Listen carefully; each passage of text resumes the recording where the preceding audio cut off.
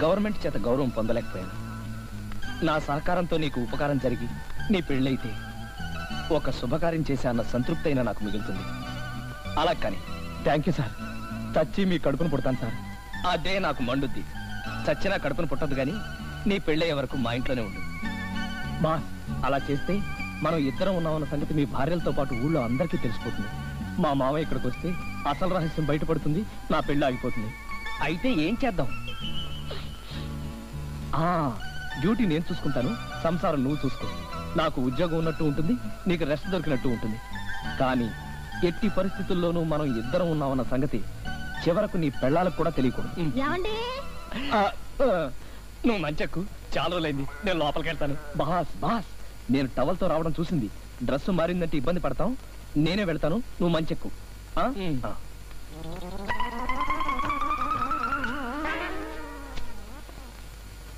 ఆ లక్క పిడతకి ఆ జీర్తివాంతులేనట్టు కదా. అనవసరంగా మిమ్మల్ని అనుమానించి ఆడిపోసుకున్నాను.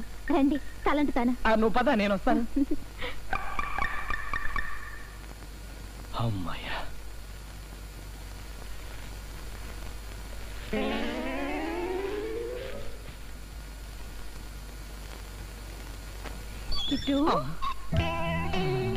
అయిపోయాను.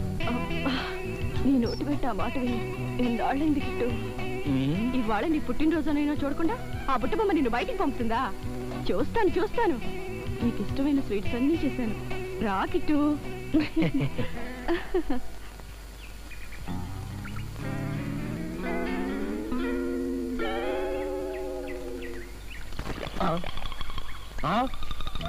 ఏమిటి అన్యాయం? నిద్దట్లో ఎక్కడ కడిగేస్తామని కాళ్ళు పైకి పెట్టి కట్లు కట్టేసుకున్నా వదిలి పెట్టమన్నమాట. కాళ్ళు కట్టేస్తే ఎన్నిసార్లైనా కడగొచ్చని నేనే ఆ పని చేద్దాం అనుకున్నాను. మీరే కట్టేసుకున్నారుగా. బుద్ధి తక్కువ ఈ పని చేశాను. ఇది వరకు పాదాలు ఒకటే తడిచేవి, ఇప్పుడు పాటలన్నీ తడుస్తున్నాయి. కడగవే, కడుగు, కడగవని పిచ్చి తగలరా, కడుగు. ఏయమ్మా, సాంబ్రాణి పొగ బాగా వేయి, మెదడులో ఉన్న తడి కూడా ఆరిపోవాలి.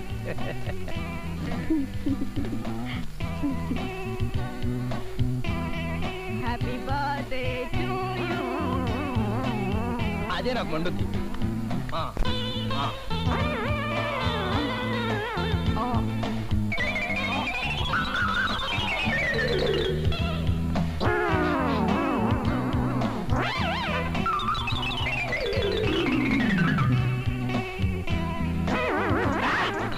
రండి బాబాయ్ గారు, రండి కూర్చోండి. కాసింత మధ్య తెచ్చియమ్మా. అలాగే. అవునయ్యా, పైన సాంబ్రాణి, కింద స్వీట్స్, పైన హారతి, కింద ఎలా మేనేజ్ చేస్తున్నావయ్యా? అదే నాకు మండుద్ది. ఇద్దరు పిల్లలు కట్టుకున్న తర్వాత ఇలాంటి ట్రిక్కులు తప్పవండి. చెవులు బెడ సౌజన్యంతో ఇది సాధిస్తున్నారు అన్నమాట. చెవులు మేడ సౌజన్యమా? ఏంటి అదే? ఆలు బగల మధ్య ఆంతరంగిక విషయాలు మీలా ఒక్క పిల్ల ఉన్న వాళ్ళకి పనికిరావు. గట్టిగుడు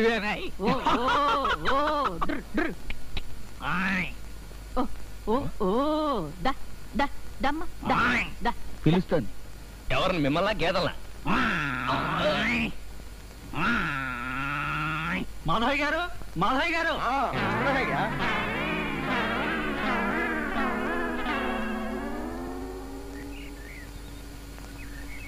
ఏమిటి మాధవయ్య గారు, ఒలింపిక్స్ లో పాల్గొబోతున్నారా? కాదయ్యా బాబు, మా ఆవిడ పాద పూజ బాధ నుంచి తప్పించుకోవడానికి ఐడియా వేసాను. ఏమిటి మాధవయ్య గారు, రమ్మన్నారంట? ఏమీ లేదు. కీర్తిశేషులు శ్రీ శ్రీ శ్రీ సుబ్బారాయుడు గారు మన గ్రామాభివృద్ధి కోసం ఎంత కష్టపడ్డారో, ఎలాంటి కృషి చేశారో మీ అందరికీ తెలుసు. ఆయన ఆత్మశాంతి కోసం 5 నిమిషాలు మౌనం పాటిద్దామని. మౌన భంగం జరిగితే ఆయన ఆత్మకు శాంతి ఉండదు సరిగదా, ఆయన అవమానించినట్టు కూడా అవుతుంది. జాగ్రత్త.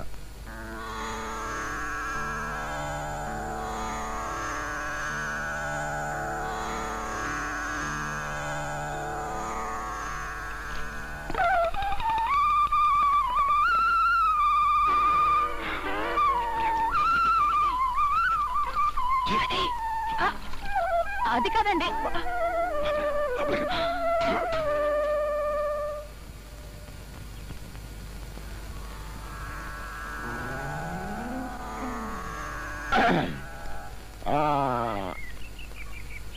ఇక మీరు ఇళ్ళకి బయలుదేరండి.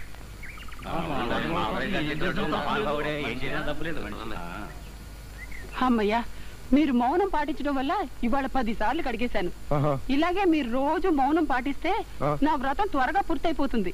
అంటే రోజు ఊళ్ళో ఎవడో ఒకటి చావమనా? ఈ మాట ఊర్లో ఎవరైనా ఆలకించారంటే మన ఇద్దరిని ఊరి నుంచి గంటేస్తారు. కొట్టానంటే మొహం కొత్తిమీర చెట్టు అయిపోద్ది.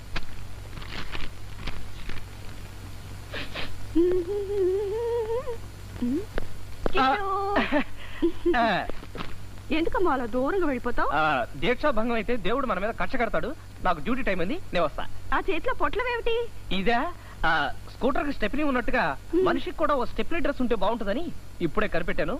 తలుపు దగ్గరికి వేసుకో, తలుపేసుకో, వస్తా. అలాగే.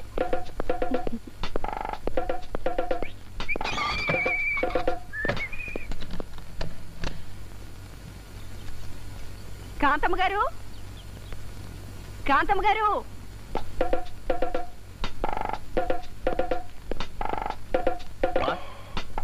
బాసు, బాస్, ఇదే నాకు మండుద్ది. నేను బాస్ ఆనంద్ని.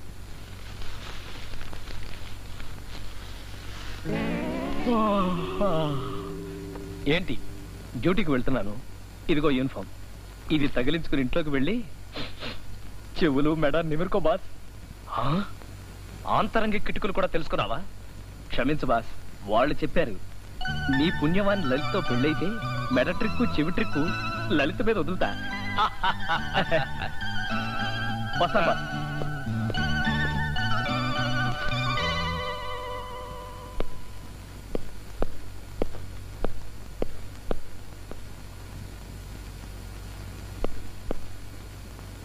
ఏమండి ఇట్రండి. రుక్కు రుక్కు.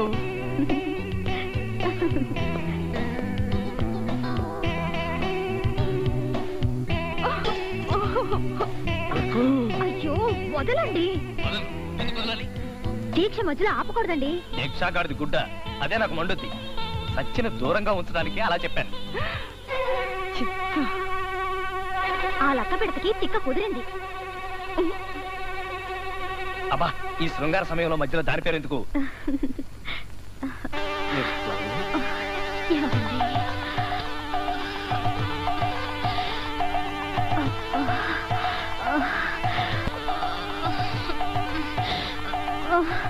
అయ్యో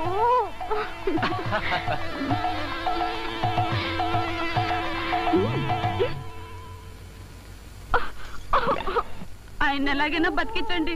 ఎంత ప్రతిభక్తి, ఎంత ప్రతిభక్తి. కాదండి, నా వ్రతం పూర్తి కాకుండానే ఆయన పోతే వచ్చే జన్మలో నాకు మంచి మొగుడు దొరకడని.